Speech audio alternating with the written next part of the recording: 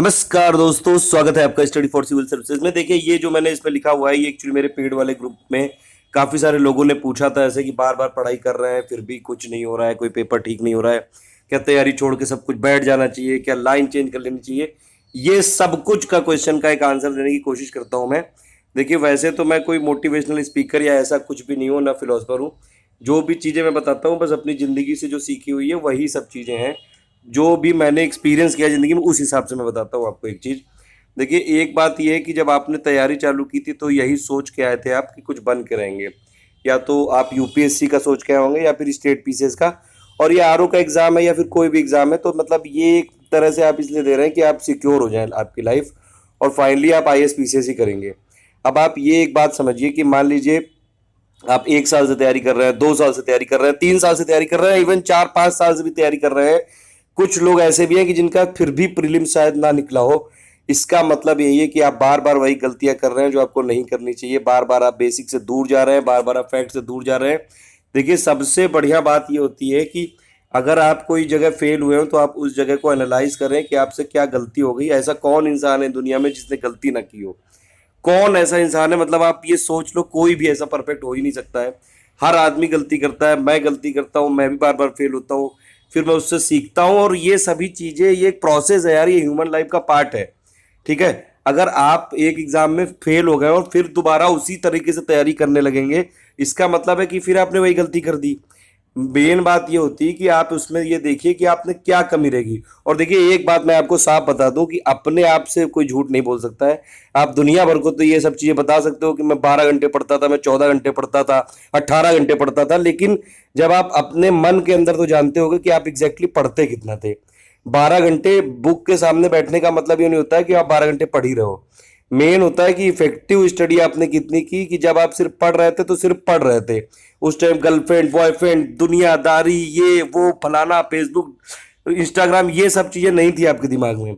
अगर ये सब नहीं थी तभी आप पढ़ रहे थे, इसका मतलब। और ये इफेक्टिव स्टडी अगर आप निकालोगे तो ये बहुत बहुत कम निकलेगी। और दूसरी बात ये कि आप कोई भी चीज, जैसे जो भी चीज है वही, जो चीज पढ़नी चाहिए वही पढ़ रहे थे कि नहीं, जो नहीं पढ़नी चाहिए वो तो नहीं ऐसा पढ़ रहे थे। कॉम्पिटेटिव एग्जाम में देखिए इतना सारा सिलेबस है, जीएस, करंट अफेयर और इन सब चीजों का। अगर आपको ये, देखिए, सबसे इंपॉर्टेंट बात यह है कि आपको ये पता होना चाहिए कि क्या नहीं पढ़ना चाहिए। ये इससे भी ज्यादा इंपॉर्टेंट है कि क्या पढ़ना चाहिए।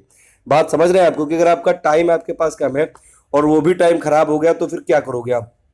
और जिंदगी में एक सबसे बड़ी बात होती है एटीट्यूड की।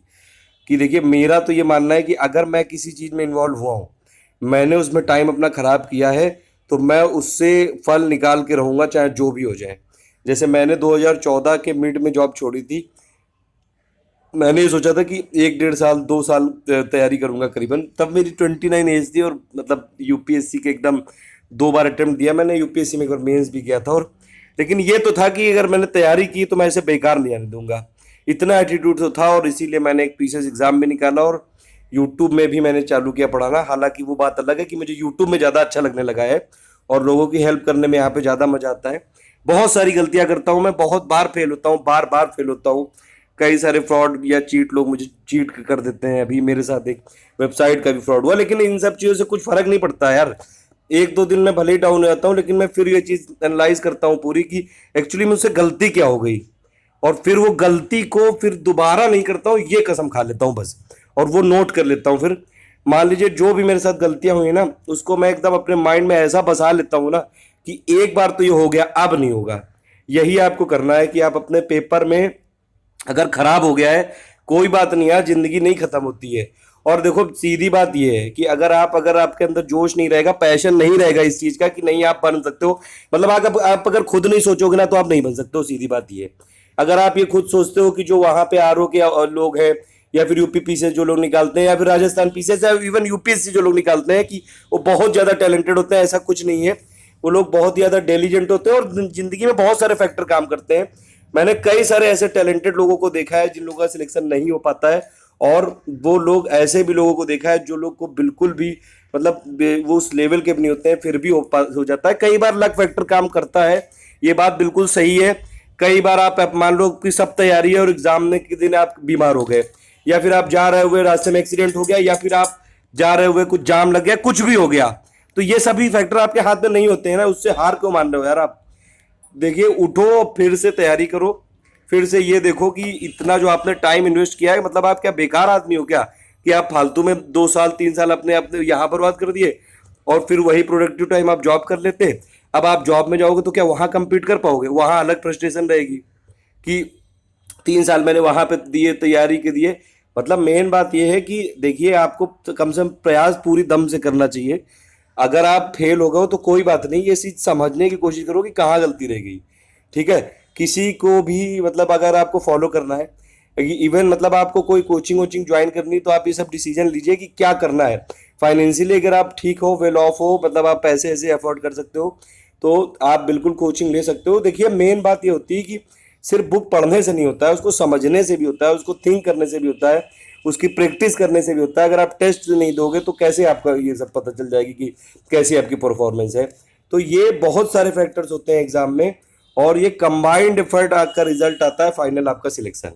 ठीक है, मेरे हिसाब से आप फिर भी अभी भी अगर मान लो आप हार गए हो तो ऐसे हारो मत, थोड़ा अपनी तो इज्जत कर लो, बाकी किसी की नहीं करनी है। अपने माँ बाप की इज्जत कर लो कि जो 1 2 साल 3 साल 4 साल से आस लगाए बैठे हैं कि यार ये निकलेगा, मेरा बेटा मेरा बेटी नाम रोशन करेगी, तो कुछ तो करके दिखाओ यार। ऐसे ऐसे मतलब देखिए मेरे अगर किसी मेरे जरा से बोलने से अगर कोई ऐसे थोड़ा सा मोटिवेट हो जाता है तो मैं बार बार आपको ऐसे मोटिवेशनल वीडियो दे सकता हूँ, लेकिन मेन बात यही है कि काम आपको खुद करना है।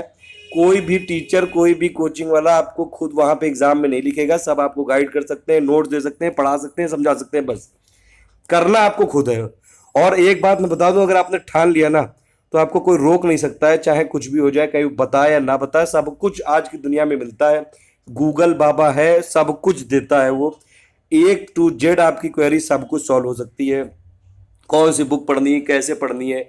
आप पेपर मान लीजिए खराब हो गया तो पेपर को एनालाइज करो, कैसे पेपर पढ़ना चाहिए, पेपर के क्वेश्चन से समझो, रिवर्स इंजीनियरिंग करो कि क्या पढ़ना आपको भूल गए आप, क्यों नहीं हो पाया और क्या दिक्कत रहेगी ऐसी। और अब ये सब चीजें फिर स्ट्रेटेजी बनाओ अपनी कि मैं इतने घंटे पढ़ूंगा या कुछ भी करूंगा। मतलब प्लानिंग ऐसी होनी चाहिए। देखिए ऐसा नहीं कि मतलब आपने डेली का स्ट्रिक्ट एकदम शेड्यूल बना दिया कि नहीं अब मैं 10 घंटे पढ़ूंगा, सुबह 10 बजे से लेकर 8 बजे तक, सॉरी सुबह 10 बजे से लेकर 8 बजे तक, जैसे भी। तो ये सब चीजें कई बार ऐसे, ये सब फैक्टर आपके हाथ में नहीं होते हैं। एक टेंटेटिव शेड्यूल होता है कि आपको इतना पढ़ना ही पढ़ना है। आप कहीं फंस गए फिर भी करंट अफेयर करनी है। ये सब अपने अंदर से आती है। जब तक आप इन सब चीजों को फील नहीं करने लगोगे, इंजॉय नहीं करने लगोगे, कुछ नहीं हो पाएगा।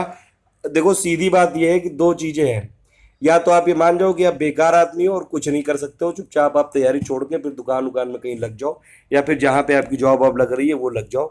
तो सीधी बात यह है कि फिर ये सब सपने अपना देखना छोड़ दो।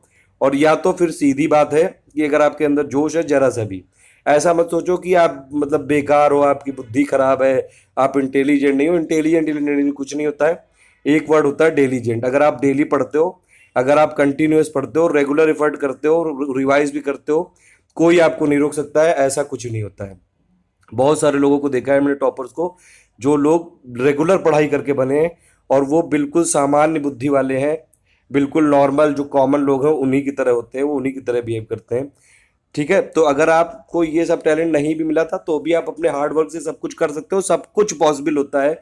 इतनी सारी हम लोग स्टोरी सुनते हैं डेली की, किसी रिक्शे वाले का बेटा आईएएस बन गया, किसी इसका बेटा आईएएस बन गया, ये बन गया, वो बन गया।